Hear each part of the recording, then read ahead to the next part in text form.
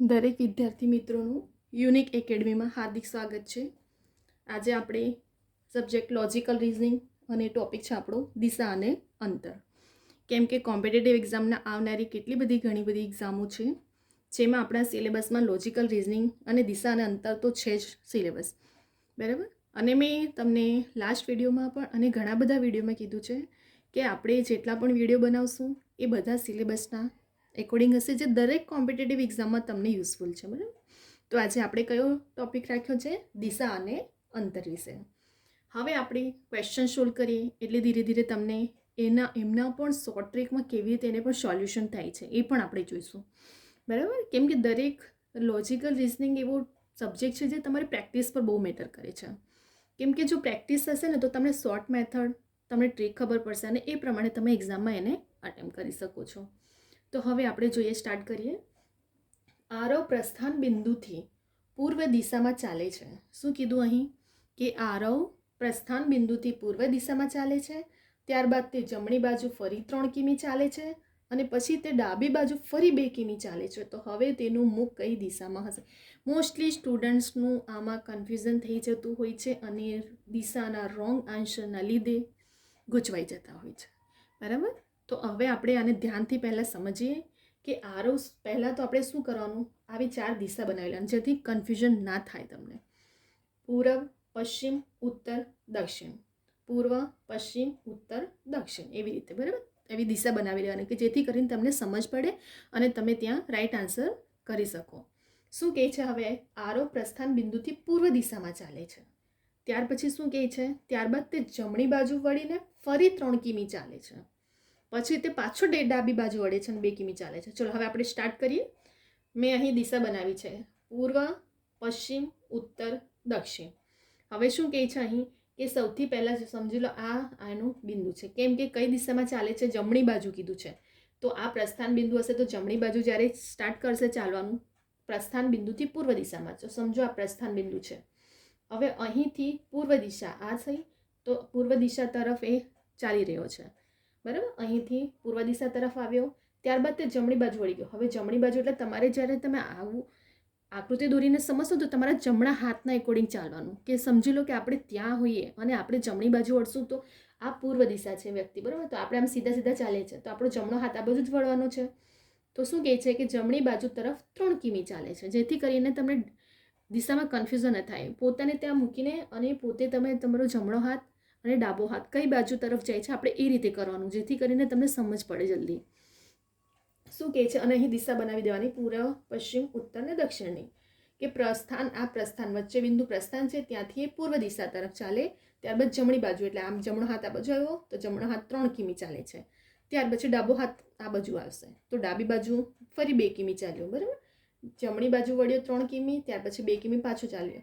તો હવે એની દિશા કઈ આવી? જો ડાબી બાજુ વળ્યો તો પાછો એક કઈ દિશામાં જ હશે? ડાબો હાથની તરફ ચાલ્યો આગળ, બરાબર. આ જમણી તરફ વળ્યો પછી ડાબા હાથની તરફ વળ્યો તો એની દિશા પૂર્વ દિશા જ આવવાની ને. તો આપણો આન્સર શું મળી ગયો? તરત જ એની મુખની દિશા પૂર્વ હશે, બરાબર. ફરી એકવાર શું કહે છે? આ આપણો મેઇન પોઈન્ટ બિંદુ છે પ્રસ્થાન બિંદુ, બરાબર.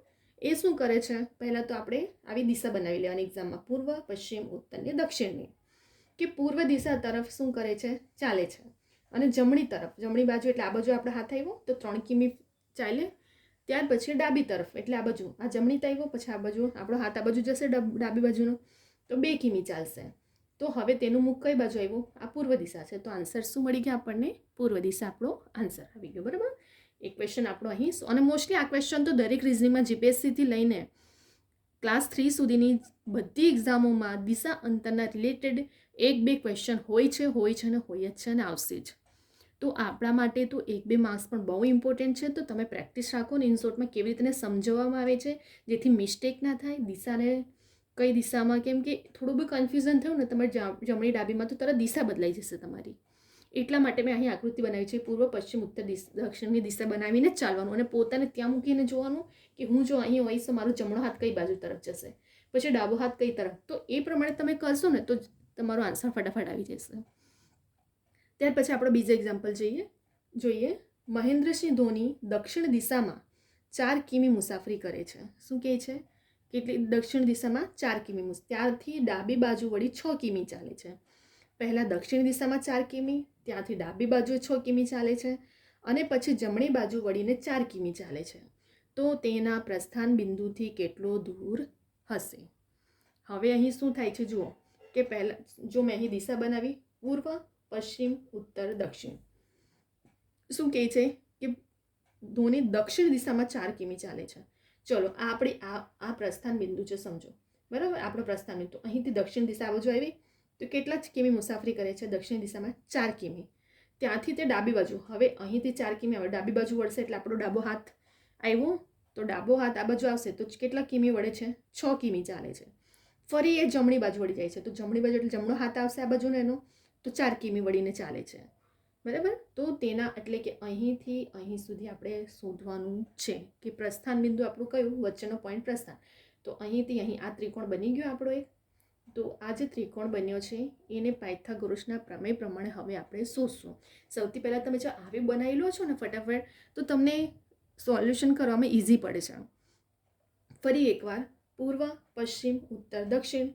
શું કીધું? દક્ષિણ દિશામાં 4 કિમી. તો જો આ દક્ષિણ દિશા છે તો અહીં પ્રસ્થાન બિંદુથી દક્ષિણ દિશા તરફ આવવાનું, 4 કિમી ચાલ્યો. ત્યાર પછી શું કર્યું? ડાબી બાજુ વળ્યો, તો અહીંથી ડાબી બાજુ વળશે તો 6 કિમી ચાલશે. ત્યાર પછી ફરી જમણી બાજુ, તો આ જમણી આવ્યો. ત્યાર પછી ડાબી બાજુ તો 6 કિમી 4 કિમી ચાલશે. હવે આપણા ત્રિકોણ મળી ગયો આટલો જો અહીંથી આ સુધી. તો હવે પાયથાગોરસનો પ્રમેય શું કહે છે? કર્ણનો વર્ગ બરાબર બંને બાજુનો વર્ગનો સરવાળો. સમજી લો આ એ, બી અને સી છે, બરાબર. તો આને કર્ણ કહેવામાં આવે છે, આને કર્ણ. તો આ કર્ણનો વર્ગ એસીનો વર્ગ બરાબર એબીનો વર્ગ વત્તા બીસીનો વર્ગ. તો આપણે સૂત્ર પ્રમાણે આપણી પાસે તો કિંમત પણ છે, અહીં 6 મળી છે અને આ 4 હશે તો બાકીનું જે આટલું અંતર હોય એ પણ 4 જ હોવાનું ને, કેમ કે 4 કિમી ચાલ્યો છે તો આટલું તો 4 અને પાછું આ 4, તો 4 ને આ પણ 4 તો 8 થઈ જશે. તો 6 6 36 ને 8 8 64 કિંમત આપણે મૂકી દીધી આ ત્રિકોણમાં. અહીં જે ત્રિકોણ બન્યો છે આટલો, બરાબર, પાયથાગોરસના પ્રમેયમાં. તો 6 6 36 ને 8 8 64, 36 + 64 કરશો તો જવાબ કેટલા આવશે આપણા? 100. હવે એ 100 આપણો આન્સર નથી, અહીં વર્ગ છે તો વર્ગમૂળ કાઢવો પડશે આપણે. વર્ગમૂળમાં 100 એને વર્ગ કાઢશો ત્યારે તમે 10 × 10 કરશો તો શું આવશે વર્ગમૂળ, બરાબર. તો આપણો આન્સર કેટલો આવ્યો? 10 કિમી આન્સર. ફરી એકવાર સમજાવું તું, ધ્યાનથી સમજવાની કોશિશ કરજો. ઇઝી છે બહુ જ, બરાબર, બહુ ઇઝી છે. ખાલી આપણે દિશા બનાવવાની એ પ્રમાણે ચાલવાનું, બસ આપણને ત્રિકોણ મળી જાય પાયથાગોરસ, એને પ્રમાણે આપણો આન્સર આવી જશે, બરાબર. અહીં આપણે ફરી એકવાર સ્ટાર્ટ કરીએ કે જેમ કે શું કહે છે કે દક્ષિણ દિશા, તો આપણે દક્ષિણ દિશા કઈ આ બાજુ આવી, કેટલા કિમી ચાલ્યો? 4 કિમી. ત્યાંથી ફરી ડાબી બાજુ વળે છે, જો અહીંથી અહીં સુધી આવવાનું, કેટલા કિમી ચાલ્યો? 6 કિમી ડાબી બાજુ વળ્યો. ફરી જમણી બાજુ 4 કિમી ચાલ્યો, અહીંથી પાછું 4 કિમી ડાબી બાજુ વળ્યો. તો આપણે પ્રસ્થાન બિંદુથી અહીં સુધીનું અંતર શોધવાનું છે, અહીંથી અહીં સુધીનું. આપણને ત્રિકોણ મળી ગયો એક આટલો આપણને શું મળી ગયો? એક ત્રિકોણ મળી ગયો. તો જો આ 4 કિમી ચાલ્યો છે તો અહીં પણ 4 કિમી ચાલ્યો છે, તો આપણો રસ્તો 4 જ કિમીનો હોવાનો ને. આટલો 4 કિમી ચાલ્યો હતો, ફરી 4 કિમી ડાબી બાજુ વળીને ચાલ્યો હતો, તો આ બી 4 જ હોવાનું, બરાબર. તો પાયથાગોરસનો પ્રમેય શું કહે છે કે કર્ણનો વર્ગ બરાબર બંને બાજુનો વર્ગનો સરવાળો આપણને મળી ગયો છે ત્રિકોણ પાયથાગોરસના પ્રમેય પ્રમાણે. તો 6નો વર્ગ આપણે અને બીજો 4 ને 4 8, એટલા માટે 8નો વર્ગ. તો 36 8 6 6 36 અને 8 8 64, બરાબર. તો 36 + 64 કરશો તો કેટલો જવાબ આવશે? 100 આવશે. પરંતુ 100 આપણો આન્સર નથી. ઉતાવળમાં જો કદાચ પેપર સેટર એવું કરે ને કે મૂકે જ છે એવી રીતે કન્ફ્યુઝ કરવા માટે, 100 પણ આન્સરમાં મૂકશે અને 10 પણ આન્સરમાં મૂકશે. તો તમે જલ્દી ઉતાવળમાં શું કરીને ભૂલ નહીં કરતા, 100 નહીં એનો વર્ગ કાઢવાનો, વર્ગમૂળ કાઢતા 10 એનો આન્સર આવી જશે, બરાબર. તો આપણે પ્રસ્થાન બિંદુથી એટલે અહીંથી અહીં સુધી એનું ટોટલ અંતર 10 કિમી, બરાબર. અહીં આપણા બંને ક્વેશ્ચન સોલ્વ થઈ ગયા છે, બરાબર. બહુ હાર્ડ નથી, તમને ખાલી ટ્રીક આવડવી જોઈએ. દિશા બનાવો, પૂર્વ, પશ્ચિમ, ઉત્તર, દક્ષિણ, પછી જેમ દિશા કહે ને એમ વળતા જવાનું અને ત્યાં પોતાને મૂકીને એક્ઝામ્પલ લેવાનું કે હું આ બાજુ હોઈશ તો અહીંથી મેં ચાલુ છું, તો મારો જમણો હાથ કઈ બાજુ તરફ જાય છે, પછી મારો ડાબો હાથ કઈ બાજુ જાય છે, તો તમને બહુ ઇઝીલી જલ્દી સોલ્યુશન મળી જશે, બરાબર. અહીં પણ શું થાય છે? ત્રિકોણ બની ગયો. સ્ટાર્ટ કરવાનું, આ પ્રસ્થાન વચ્ચેનું સેન્ટર હોય ને એને પ્રસ્થાન બિંદુ કહેવામાં આવે છે. તો વચ્ચેના સેન્ટરથી પ્રસ્થાન બિંદુથી ચાલુ કરવાનું કે દક્ષિણ દિશા એટલે આ તરફ ચાલ્યો, પછી ડાબી બાજુ વળી ગયો છે, પાછું જમણી બાજુ તરફ વળ્યો એટલે જમણા હાથ તરફ આપણે જવાનું, પછી 4 કિમી એટલે આ 4 ચાલ્યો તો આ પણ 4 જ હશે, તો 4 ને 4 8 મળી ગયો. તો 6 અને 8નો વર્ગ કર્યો એટલે જવાબ આપણો શું મળી ગયો? 36 ને 64નો વર્ગમૂળ 100. તો 100નો વર્ગ કરતાં આપણે આન્સર કેટલો મળ્યો? 10, બરાબર. આપણા દિશા અને અંતર લોજિકલ રિઝનિંગના આપણા સિલેબસમાં આવનારી સીસી એક્ઝામમાં કે પછી કોન્સ્ટેબલ, પીએસઆઈ, જીપીએસસી દરેકમાં રિઝનિંગમાં આ ક્વેશ્ચન હોય છે દિશા અને અંતરના રિલેટેડ. ફક્ત આપણે શેની જરૂર છે? પ્રેક્ટિસની. બરાબર, તમને જો ટ્રીક ખબર પડી જશે, મેથડ તમે થોડા ક્વેશ્ચન હું વિડીયો બનાવીશ એને તમે જોતા જ રહેજો અને થોડું તમે જાતે પણ પ્રેક્ટિસ કરજો. નોટબુકમાં સ્ક્રીનશોટ લઈ લેજો કે પછી જાતે પણ એવી રીતે પ્રેક્ટિસ કરીને જોજો. અને હંમેશા જો આ ઇઝી છે, તમે તમારે ખાલી જમણા હાથના એકોર્ડિંગ ચાલવાનું. આપણે આ દિશા બનાવીએ ને ત્યારે એના જમણા હાથના એકોર્ડિંગ અને ડાબા હાથના એકોર્ડિંગ કે હું ત્યાં હોઈશ તો મારો જમણો હાથ કઈ બાજુ આવે છે અને બસ એ રીતે વળતા જવાનું. બરાબર, તો આપણને સોલ્યુશન બહુ જલ્દી મળી જશે. બરાબર, તો આવનારી એક્ઝામમાં દિશા અંતરના રિલેટેડ આપણા માર્ક્સ ના જાય. શોર્ટ મેથડ પ્રમાણે, પાયથાગોરસના પ્રમેય પ્રમાણે આપણને આન્સર તરત જ મળી ગયો. બરાબર, તો હવે આપણે અહીં આપણા બંને ક્વેશ્ચન સોલ્વ થઈ ગયા છે. તમે સ્ક્રીનશોટ લઈ શકો છો, વિડીયો પણ ડાઉનલોડ કરીને જાતે પ્રેક્ટિસ કરો જેથી કરીને ઇઝી રહે. એમ પણ સીસી એક્ઝામમાં તો 60 માર્ક્સનું આ વખતે લોજિકલ રિઝનિંગ મૂક્યું છે, તો આપણા માટે બહુ ઇમ્પોર્ટન્ટ ટોપિક છે અને બીજા બધા એક્ઝામમાં પણ છે જ લોજિકલ રિઝનિંગનો સિલેબસ આપણે. અને મેં વિડીયો પણ એવા જ લાવી રહી છું કે જે દરેક એક્ઝામના કોમ્પિટિટિવ એક્ઝામમાં યુઝફુલ છે. બરાબર, તો અહીં આપણે હવે વિડીયોને સ્ટોપ કરીએ છીએ. હવે આપણે દિશા અંતરના રિલેટેડ બીજા બધા ટાઈપના પણ ક્વેશ્ચન લઈને આવશું જેથી તમને કરીને મેથડ ટ્રીક ખબર પડે. મેન તો લોજિકલ રિઝનિંગમાં તમારી મેથડની ટ્રીક હશે ને, તમને જોયું હશે તો તમને ત્યાં એક્ઝામમાં વધારે ઇઝી પડી જશે.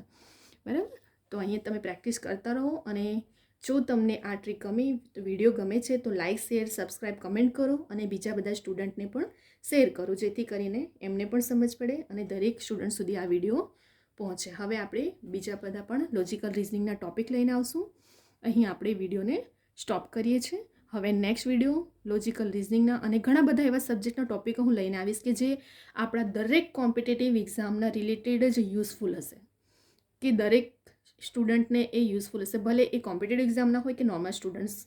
બરાબર, તો અહીં આપણે હવે વિડીયોને સ્ટોપ કરીએ છીએ.